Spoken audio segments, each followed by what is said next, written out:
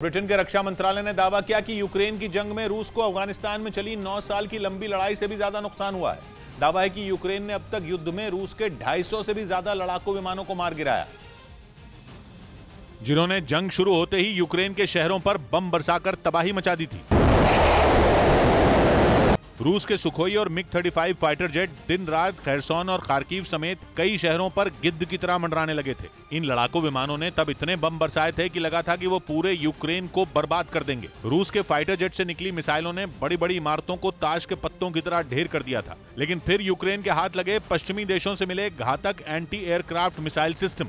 दावा किया गया कि इन्हीं का इस्तेमाल करके यूक्रेन ने रूसी सेना के इतने लड़ाकू विमान मार गिराए जितने उसने 9 साल तक अफगानिस्तान में लड़ते हुए भी नहीं खोए थे। और ब्रिटेन के रक्षा मंत्रालय ने तो यहां तक दावा कर दिया कि इसी वजह से रूस यूक्रेन पर हवाई हमले करने में कतरा रहा है, क्योंकि वो इतनी तेजी से फाइटर जेट तैयार नहीं कर पा रहा है जितनी तेजी से वो मार गिराए जा रहे हैं।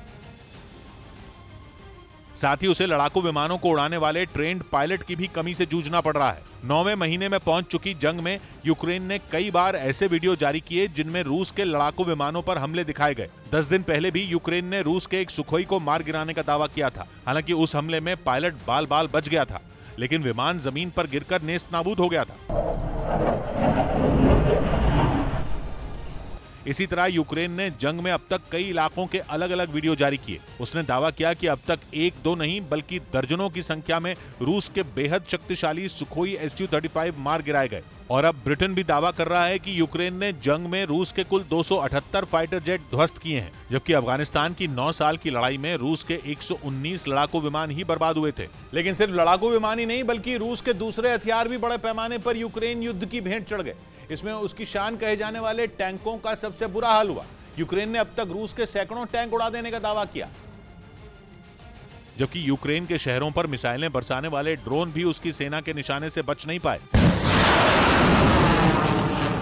माना जा रहा है कि अपने लड़ाकू विमानों पर ज्यादा हमले होने के बाद रूस ने खतरनाक ड्रोन का सहारा लिया। उसने ईरान से मिले शाहिद 136 ड्रोन को भी जंग में उतार दिया। लेकिन यूक्रेन ने दावा किया कि उसने शाहिद 136 समेत रूस के 1400 से ज्यादा ड्रोन मार गिराए। इसके साथ ही रूस की 5500 से ज्यादा बख्तरबंद गाड़ियां भी यूक्रेन की सेना का शिकार बन गईं। ब्रिटेन के रक्षा मंत्रालय ने दावा किया कि इसी वजह से रूस यूक्रेन जंग में बुरी तरह फंस गया है। रक्षा विशेषज्ञों ने दावा किया कि अगर अमेरिका ने यूक्रेन को F-16 और F-18 फाइटर जेट नहीं दिए तो वो जंग हार जाएगा।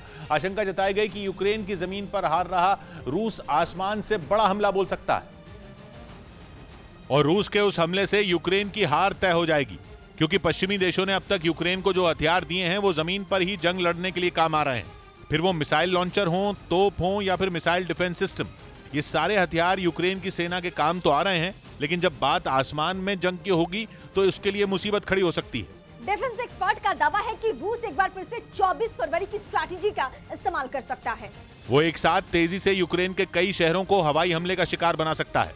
इसी वजह से ये कहा जा रहा है कि अगर अमेरिका ने अपने बेहद खतरनाक F-16 और F-18 लड़ाकू विमान यूक्रेन को नहीं दिए तो वो जंग हार जाएगा, क्योंकि रूस के पास सुखोई 35 और मिग 35 जैसे घातक लड़ाकू विमानों का एक बड़ा जखीरा है। दावा किया गया कि उसने अगर अपनी पूरी ताकत से इन विमानों के जरिए हमला बोल दिया तो फिर यूक्रेन को बचा पाना मुमकिन नहीं होगा, क्योंकि यूक्रेन के पास रूस के मुकाबले बेहद कम लड़ाकू विमान है। इसके साथ ही उसके पास अटैक हेलीकॉप्टरों की संख्या भी बहुत कम है।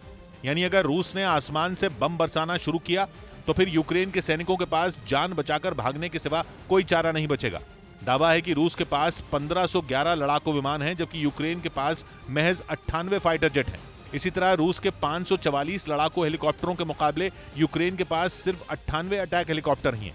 इसी वजह से रक्षा विशेषज्ञ ये सलाह दे रहे हैं कि अमेरिका को जल्द अपने दोनों लड़ाकू विमान यूक्रेन भेजने चाहिए, क्योंकि माना जाता है कि अमेरिका के F-16 और F-18 फाइटर जेट ही रूस के लड़ाकू विमानों को मार भगाने में कामयाब होंगे। यूक्रेन के मीडिया का दावा है कि वैगनर ग्रुप के लड़ाकों ने रूस की सीमा के नजदीक कई ट्रेनिंग सेंटर बना लिए हैं। वैगनर ग्रुप पुतिन की प्राइवेट आर्मी है जो पूरी दुनिया में कसाई ब्रिगेड के नाम से मशहूर है और जिसके लड़ाके इन दिनों यूक्रेन के अलग अलग इलाकों में ज़ेलेंस्की के सैनिकों के लिए काल बन गए हैं। और इसी बीच दावा है कि वैगनर ग्रुप अपनी ताकत बढ़ाने के लिए बड़ी संख्या में युवाओं की भर्ती भी कर रहा है। कहा जा रहा है कि रूस के बेलग्रद इलाके में उसने कई ट्रेनिंग सेंटर खोल दिए हैं, जहां युवाओं को जंग लड़ने के गुर सिखाए जा रहे हैं। वैसे भी वैगनर ग्रुप को युद्ध में माहिर माना जाता है। आरोप तो यह भी लगाया जाता है कि इस ग्रुप के लड़ाके लोगों को बेरहमी से मारने के लिए ही जाने जाते हैं। यानी वैगनर ग्रुप अपने लड़ाकों की संख्या बढ़ाने में जुटा है ताकि वो यूक्रेन में हमला और तेज कर सके।